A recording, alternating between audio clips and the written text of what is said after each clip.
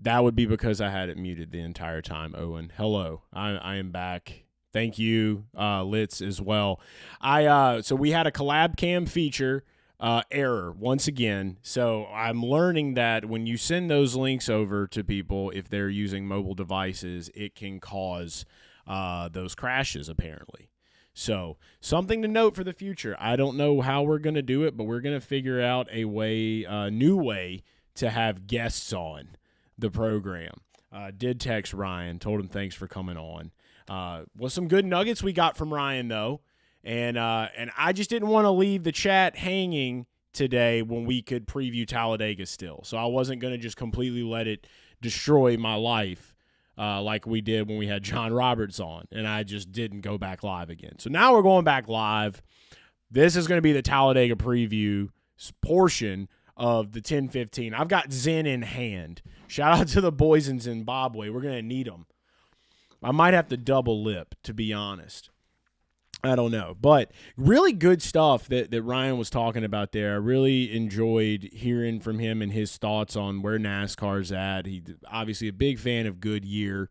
And he's obviously the run rut you brung thing, maybe won't work as well as we would hope. But the way that I look at it and what I was getting ready to before that unfortunate abruptness caused us to have to end the interview with Ryan. I think I was going to we were pretty much at the end of it, though. It was just kind of hearing about his Talladega, what they're looking forward to, and then I was going to let him go. I was going to ask him about his about what was in his new music rotation. That was the only thing we didn't get, so I'll have to text him and see if he can just throw me a bone at some point. But he's got a meeting that he's coming up to now. But very, very thankful and appreciative to have Ryan come and talk with us today, just to kind of hear a little bit from him is always awesome. But yeah, we still have more to talk about on the Motorsport Report today. How is Kip Richards doing in Alaska? They got hit by a typhoon. I hope he's doing well, dude. Kip Richards, what a guy. Bringing Winston back on the Garage Guys YouTube channel. I left the Garage Guys YouTube channel up just to be like a museum, essentially. Just you can go remember the good old days. Kip Richards, he's still supporting Team Pangus. He's still running with the dogs in the snow. He's got his dog sledding team. They're doing well. So hopefully he missed the typhoon unless the entire state was typhooned. I didn't hear about that, but I hope Kip's okay somewhere. Wherever Kip is, we hope he's okay.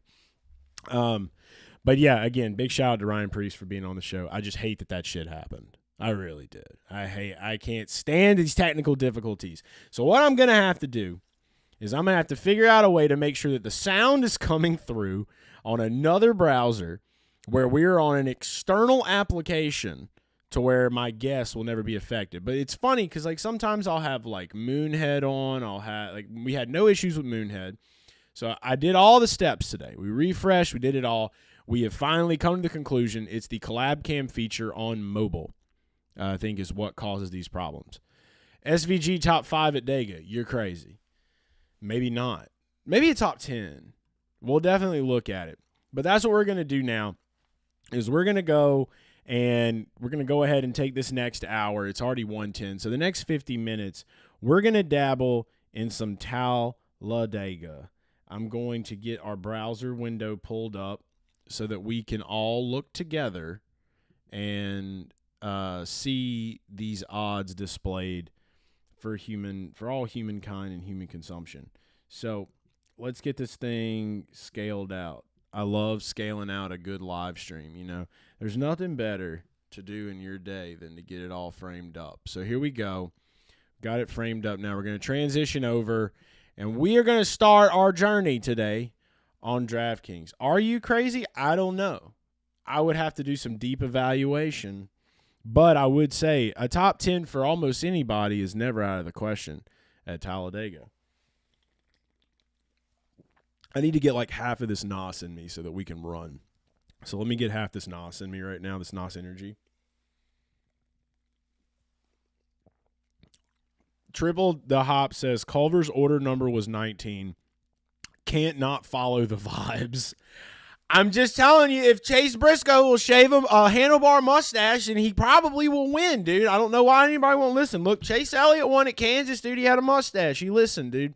I can't make people listen. You know, they have to do it himself. Do I have a dartboard for Dega bets again? Man, I probably should make one. But I don't have a dartboard in this room right now. Lane Smith Legacy Drive. Whoa, could be a sign. Let's take a gander. So everybody is starting out at 10-1, which is pretty standard, right? When you're looking at Talladega and you're looking to bet on Talladega, you got to remember that Dega is a dartboard, okay? The entire Talladega is a dartboard. There are very few races. There are less races in this world that have been smooth finishes. I don't know if there's ever been a smooth finish at Talladega. Maybe a few. The smoothest I can remember was 2022 when Chase Elliott won. That was like the smoothest Talladega race I can remember. Everything else usually ends in some kind of chaos or craziness, but super speedway racing has gotten a lot better and a lot more exciting, especially the Daytona night race this year was fantastic, where Ryan Blaney just kind of edged it out right there at the end and drove and just plummeted in. I love a good spectacle race. Now, there are some people better than others at this track. I don't know. We got to stay America. Let's look at the board before we get started, though. Let's look at some statisticals. We love a good statistical here.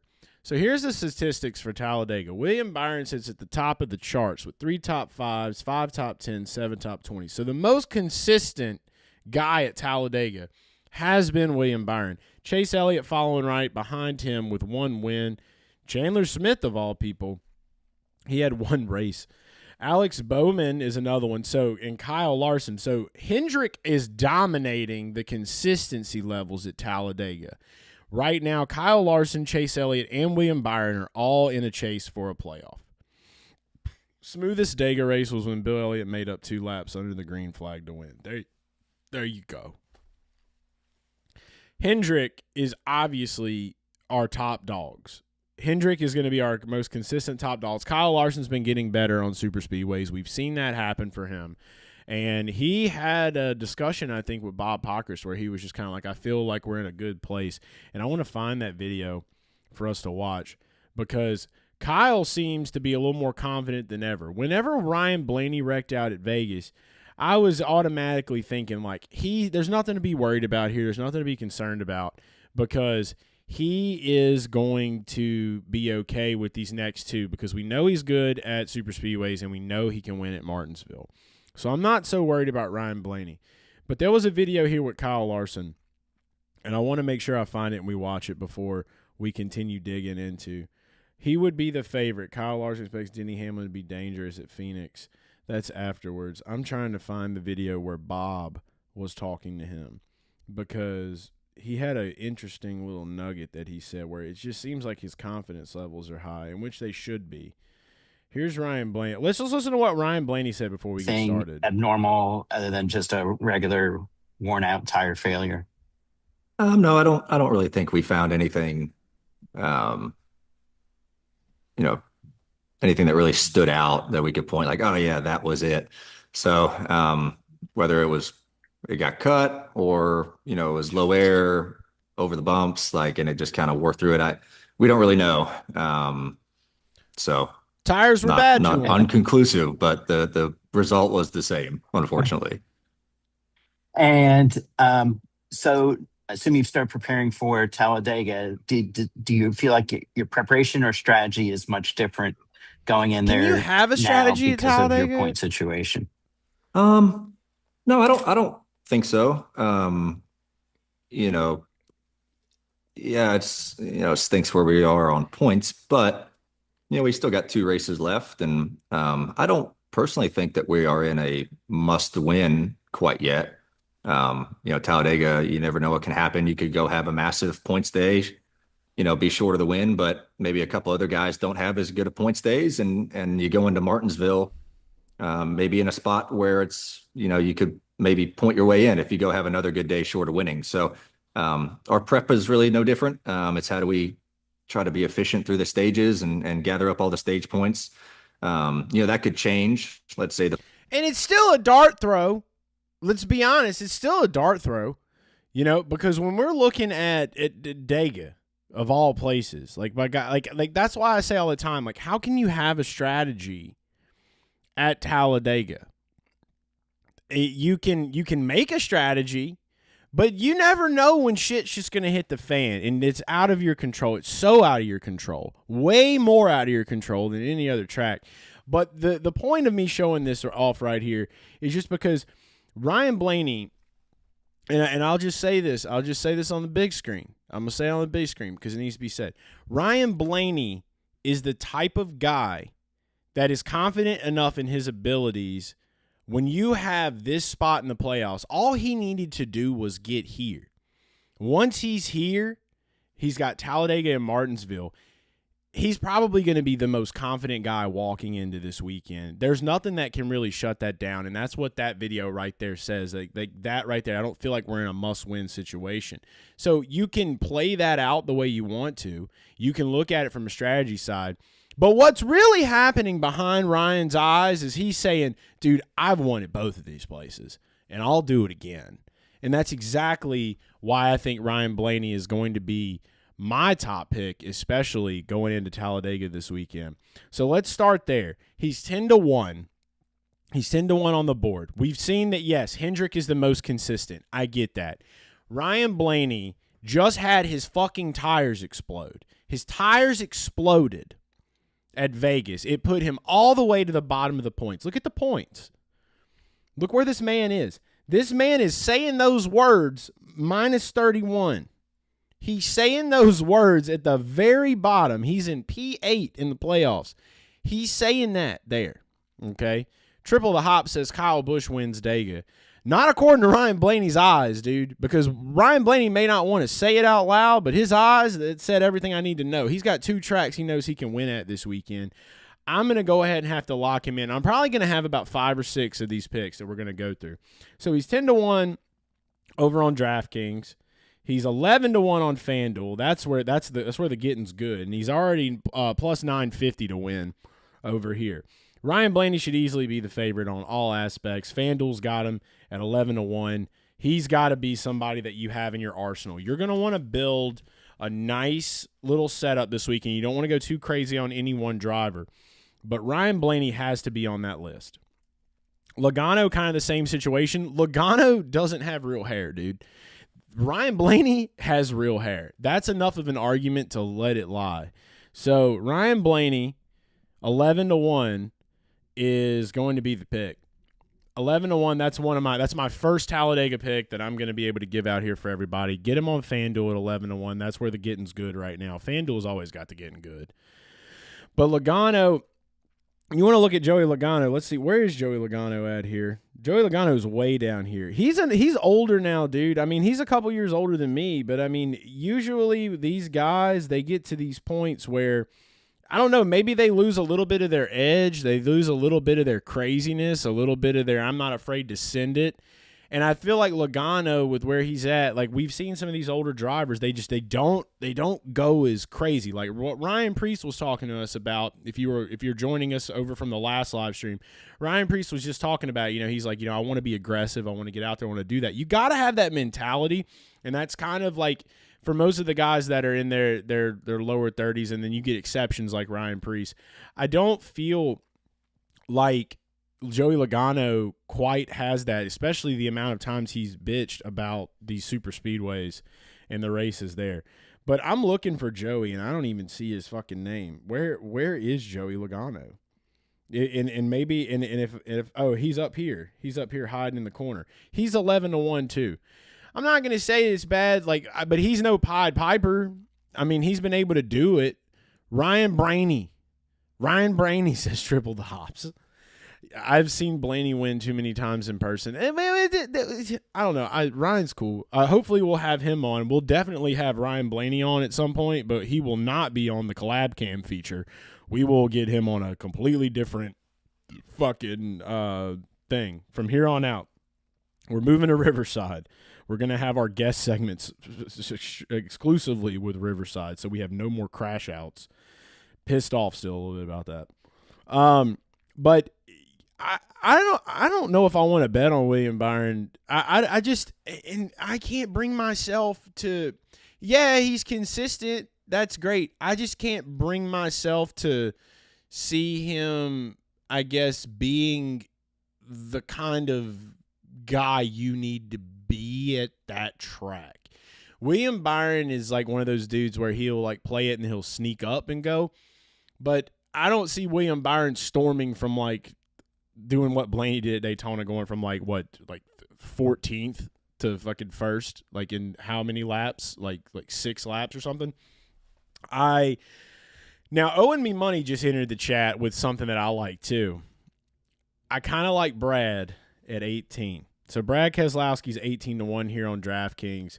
Brad Keselowski is going to 16-1 on FanDuel. So he's going for 16-1. Holy shit.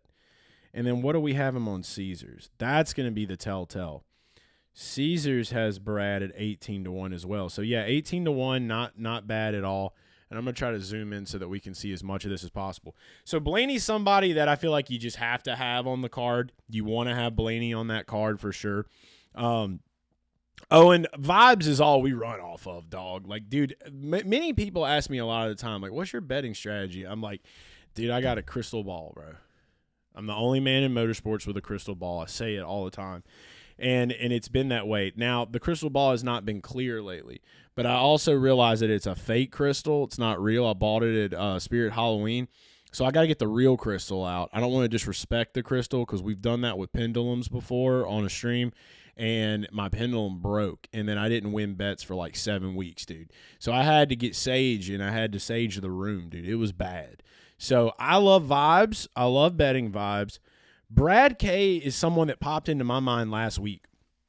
And I feel like a lot of people, there's this stat where it's like once you turn 40, you don't win super speedways anymore. And I don't know if we can debunk that or not. I would have to go do a lot. I should have already done the research. And I should know it, but I don't. But there's this thing that where people say once you turn 40, you don't win super speedways. I've heard that before in the past. I think that could easily get broken this week, especially hearing from what Ryan's saying. They're finding things out with this car. The energy seems to be good at RFK. I think that Buescher, Preece, and Brad K are all 3 great options, but the lore, just the lore of Brad at Talladega, that being where he got his first win, it would be so fitting if, like, I don't want this to be Brad's last win, obviously, but if you're going to be realistic about it, I mean, Brad hasn't really done much since, Darlington? I think Darlington was his last win that he had, and that was, a couple years ago. So when I think about Brad K, a super speedway is his best shot to win, and he's been so fucking close. He's broke so many hearts. Will I bet on him at 18-1? You bet your ass I will. Brad K, I'm putting him down because the thought entered my mind as well. And it would just be one of those huge shakeups. If there's going to be a track that he's going to get a win at, especially with the playoffs going on, it would just be so fitting. I like him at 18-1. So we're going to add him. So far, 2 Fords. And I know this is going to sound crazy to a lot of people. If I had to pick a Hendrick car to win this weekend at Talladega, there's a part of me, Chase Elliott's won there. Okay. Byron, I don't think Byron has a win there at all. Let's go back and look at the numbers. Byron has no wins here. Elliott has a win here.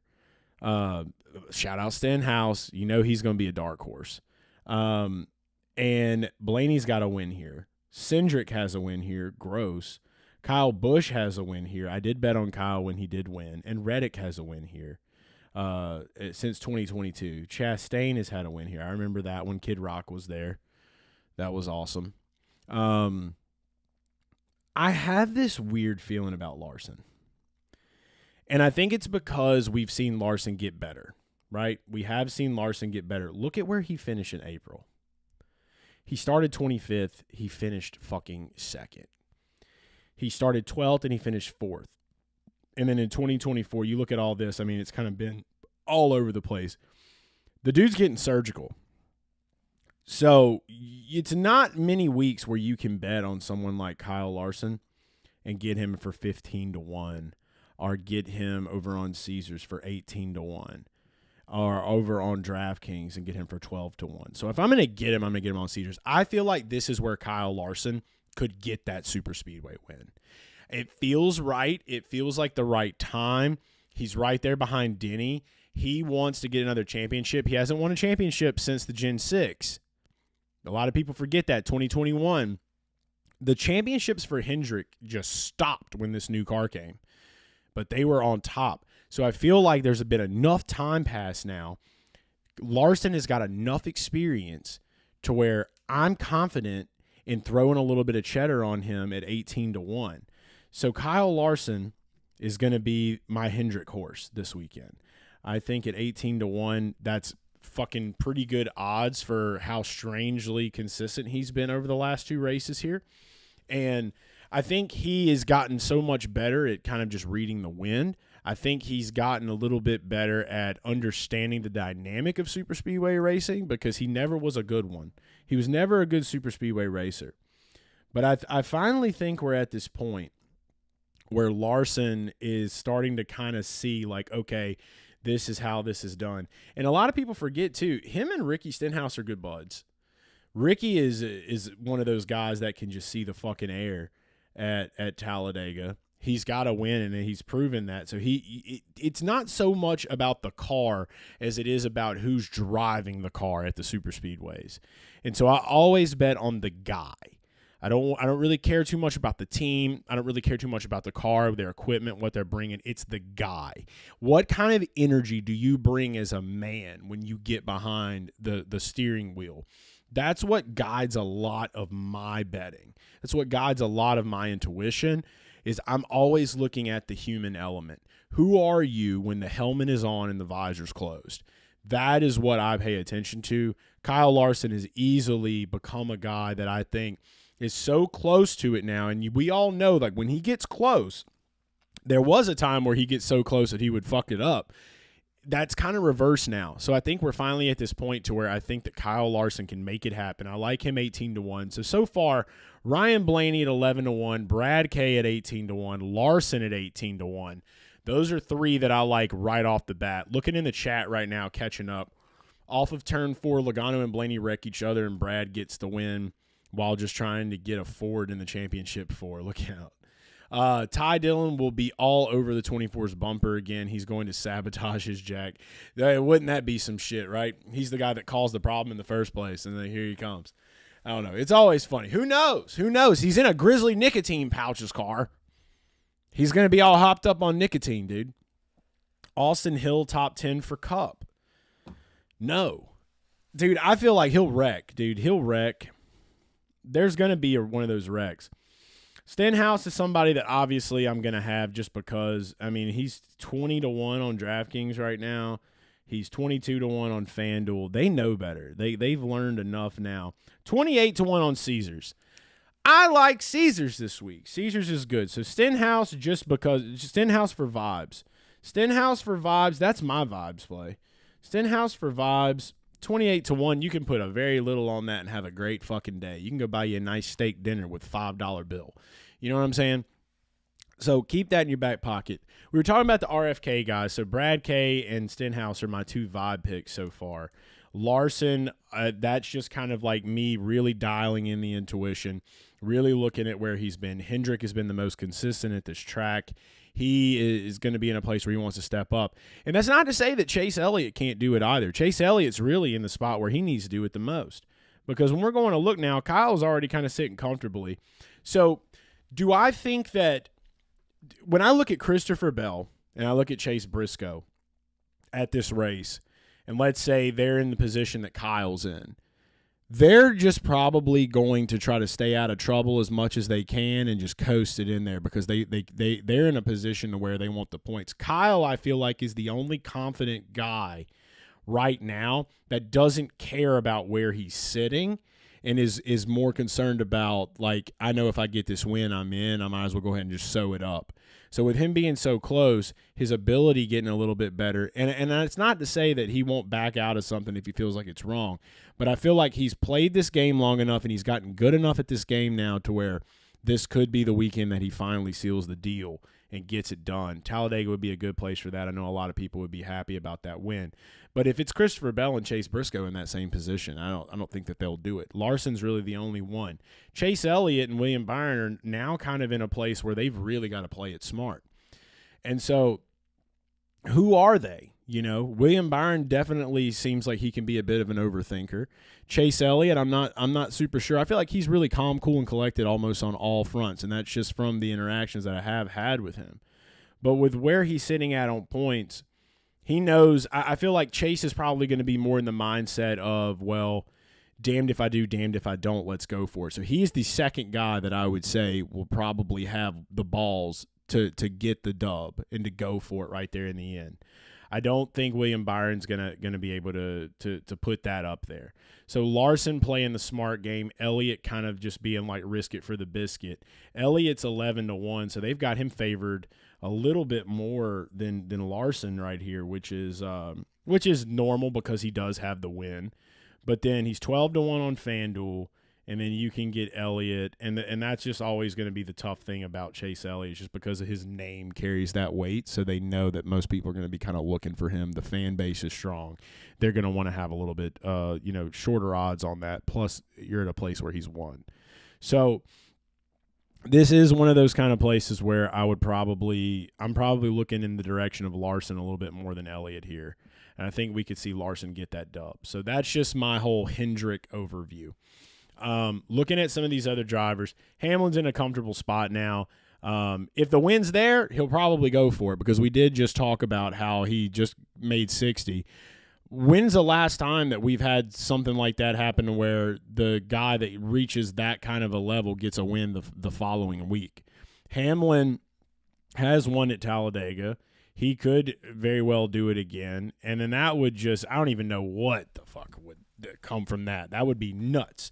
Because I don't think that if we're thinking about strictly playoff implications here, I don't really think that Hamlin's in a spot where he needs to care or he needs to put himself in any extra danger. So I'd probably refrain from that, but that might be the thing that ends up biting me in the fucking ass and everyone else too, because I feel like a lot of people will probably have that mindset on it. But so far, like I said, Stenhouse, Larson, Keselowski, and Blaney. I want to get one more outright in here. Reddick has been okay. Who are the super speedway drivers? Priest. We know he's going to send it. We just heard from him if you were watching on the show. He's going to send it. I don't really mind him at 3-1. I would like to get him at least 4-1 if we can, though. If we're going to bet on Priest, I want to touch that around 4-1 or higher. He's 22-1 here. And then over here on Caesars, Priest is going to be at 28-1. So that's about as high as we're going to get. If Hamlin wins Dega in Martinsville and Phoenix for the championship, well, yeah, it would. He would just pretty much just ride it out. I don't know if that it's very hard to do that. So I don't know if we'll see that actually happen. But what I will say is that it's not impossible, especially where he's at right now. He's gotten over this this mental hump, this mental hurdle that he's had trying to catch that 60 win. So with him trying to get that 60th win, 9 times out of 10, when you get some of that kind of shit off your shoulders and you're able to just kind of focus a little bit more on just, being laid back, having fun, you can really attract some greatness. So I'm not saying it's impossible. It would be wild to see. He's 22-1 on Caesars. Where is Hamlin at over here? Hamlin is 19-1, so he's already fallen a little bit over on the two main books, FanDuel and DraftKings. Hamlin is going to be – oh, wow, they've got Hamlin. Do they even have Hamlin, or did I miss him again? Are my eyes bad? Yes, 18-1. So best value you're going to get on Hamlin is 19-1, and then – 22-1 on Caesars. So Caesars is going to be really good this week for Dega, I feel like. So far, all the odds that I'm seeing are good there. He wanted 60 wins more than a championship a few months ago on his podcast. So there you go.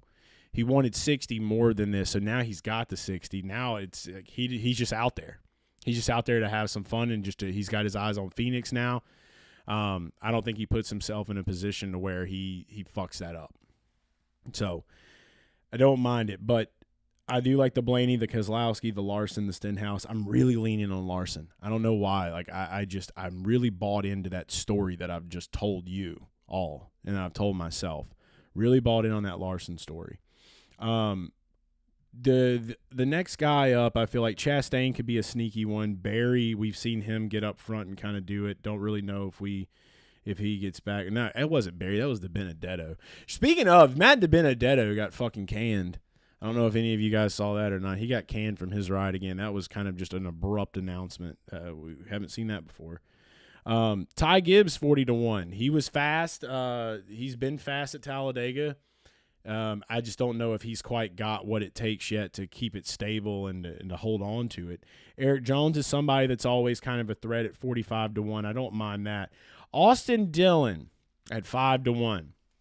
There are certain tracks that RCR shows up and shows out at. I know we had someone in the chat say Kyle Busch. Kyle Busch was going to win this one. I would lean more in the direction of Austin Dillon. He always seemed – there was a time where he always seemed to like – especially if there's a wreck involved, if there's a big crash, Dillon will just chill at the back, and then you'll find him right up there, and then he'll just sneak one out. Plus, the Talladega crowd goes wild for a 3-win. Anytime the number 3's in victory lane, Talladega's going nuts, dude. It won't be like a Richmond thing, but this one, he could probably defend what he did at Richmond a little bit easier at Talladega. Just, hey, it's a racing thing. I don't mind dabbling a little bit on Austin Dillon at 50-1 this weekend. He always kind of like sneaks up. It's like you'll forget about him a little bit. He won't really be in the news cycle. No one's really paying attention to him, and then bam, here he comes out of nowhere. What I might look at, now top 10 odds are probably going to be dog shit for him, but I don't mind the Austin Dillon bet whatsoever. So Ty Dillon, if Ty Dillon's these top 10 odds are dog shit, by the way.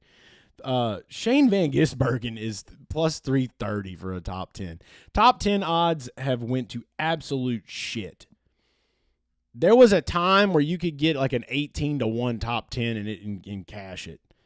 So I don't even know if I'm going to fuck around over there this weekend whatsoever. I want to go for the big show. I like Austin Dillon at 50-1. I like Austin Dillon, not so much there. Let's see what he is on DraftKings. So 3, 4, 5. If you're going to bet on Dillon, bet on him on Caesars. I like him at 5-1 for a win. He might show up and surprise you. You never know. Let's go look at his statistics real quick. Austin Dillon at this track. Let's see. Don't forget to sprinkle some on Harvick for Huskers. Yes, you definitely have to do that. Huskers!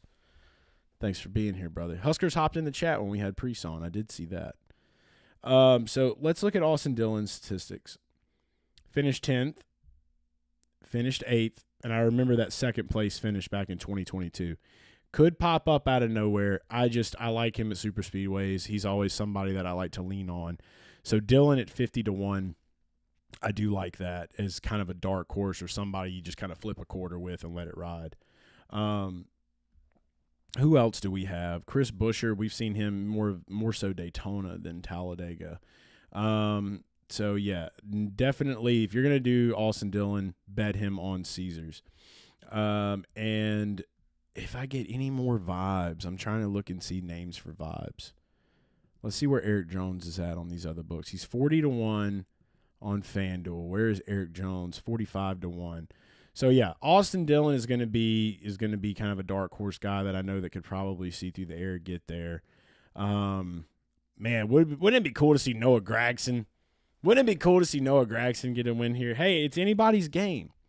Cole Custer has done some surprisingly weird shit towards the ends when there's been a lot of cautions. Might be something to look into. That's really the only guys that I think I like. Ryan Blaney, Brad Kay, Kyle Larson, Ricky Stenhouse, Austin Dillon. I think that's going to be my card as of right now. So Blaney at 11-1, Keselowski at 18-1, Larson at 18-1, Stenhouse at 28-1, and Dillon at 50-1. I do like those. Buescher is overdue. However, I just don't feel like the foot's maybe quite on the gas. I see that potentially being a little bit I don't know, it just doesn't fit the mold for this weekend. And when I say that, it's like I have this picture in my head of kind of like how this race ends. And I always try to just like sit, don't think about anything, don't put any intention towards anything. And I cannot shake seeing the 5 being up front right there on that last lap. I just cannot shake that thought. So he's my favorite. Larson is going to be my favorite this weekend. I feel like he could absolutely get it done being up top. Brad K, Stenhouse, Dillon, Ryan Blaney, my other dogs that I'm going to have in the fight. Top 10s, like I was saying, top 10 bets just look absolutely gross on Caesars. Maybe they'll be better on FanDuel, though. Let's go look and see. What are they doing over here? The fact that there is minus the odds on any top 10 for Talladega, it should be a fucking sin. It really should be. Yeah, absolute ass. Will not be touching a top 10 bet over there or on Caesars. Again, why are we doing, like, just, I don't know. This is, BJ McLeod is the highest, so Caesars is going to have the best for top 10. It appears, if you really want to go down in that. No, they don't. It is DraftKings having the best for top 10. Hill plus 350, wouldn't touch it with a 10-foot pole. Casey Mears, nope. BJ McLeod, nope. That's the most value you're going to get is a BJ McLeod top 10. Hocevar going to be at the front and cause a big crash, take out, have to play up. Hocevar. Shout out Hocevar, dude. Got to look out for the Hocevar. Got to watch out for that Hocevar. It's a bad one. So not going to touch top 5s, not really going to touch top 10s. It's going to be all about the I'm going all in on outrights, and then let's look at winning manufacturer bets. Toyota's 3-1. I have 2 Fords, 3 Chevys. So Chevy being at plus 110, obviously the most consistent on super speedways. Ford at plus 160. I don't want to touch anything over there either. Driver props. A lot of people don't like these matchups.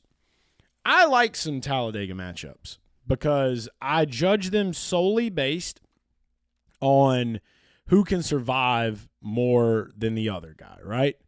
Logano minus 170, Briscoe plus 125. I actually think Briscoe could finish better than Logano this weekend. I think that Logano is in a position where he's going to want to just get a win, and he's going to try to fight for it, and he'll probably end up wrecking.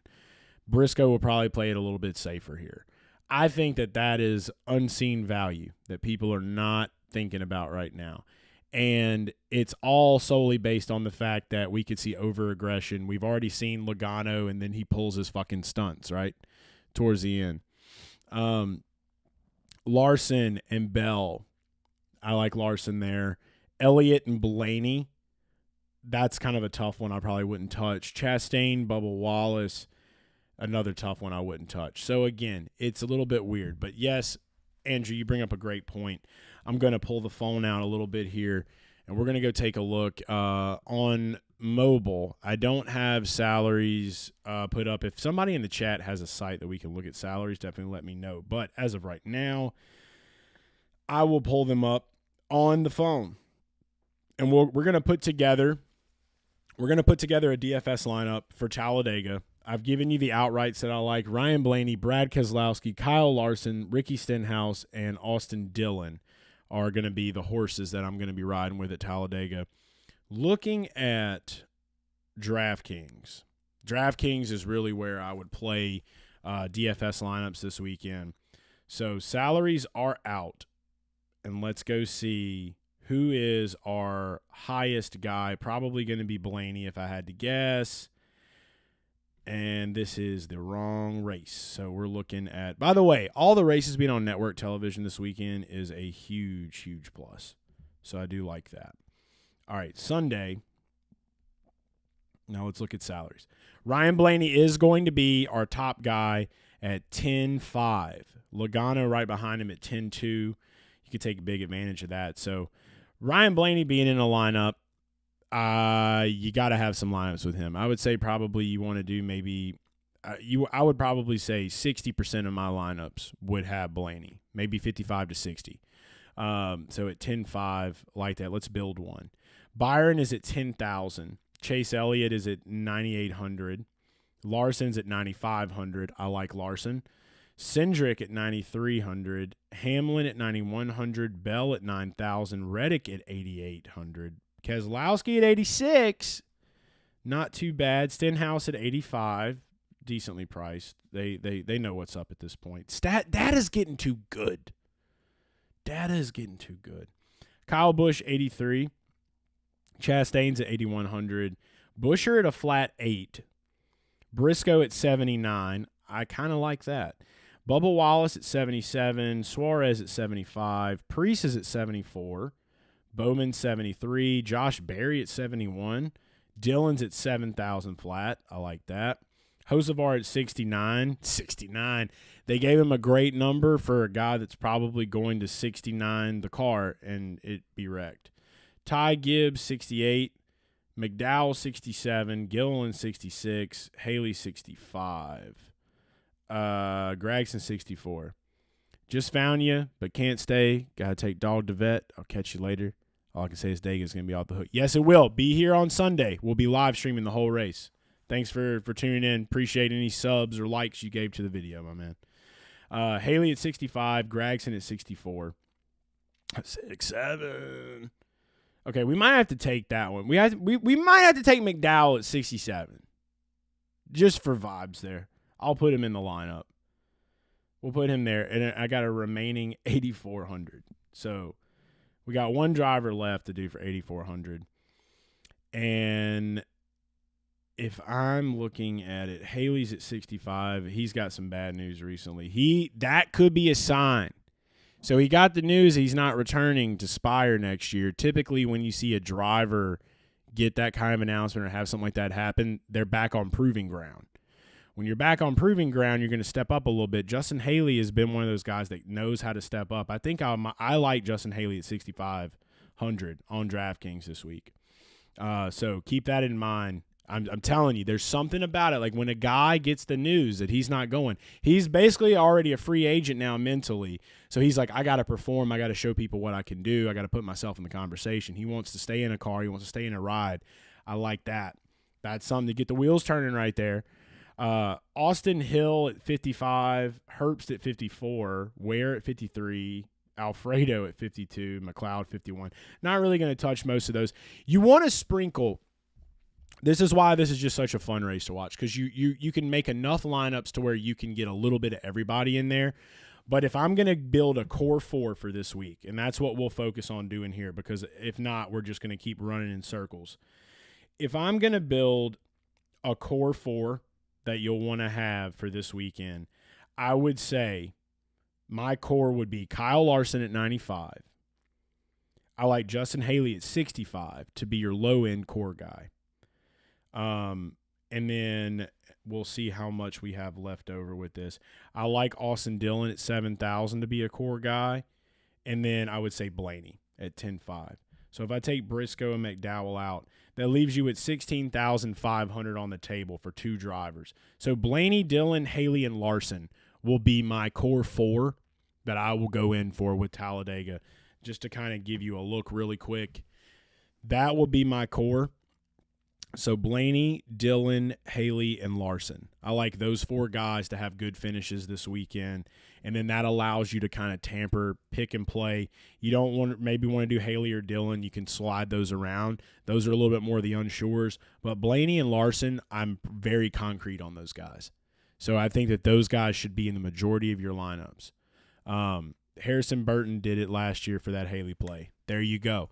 So, see, that's just a little bit of how my mind works. This news has come out with Justin Haley. He knows he doesn't have a ride for next year.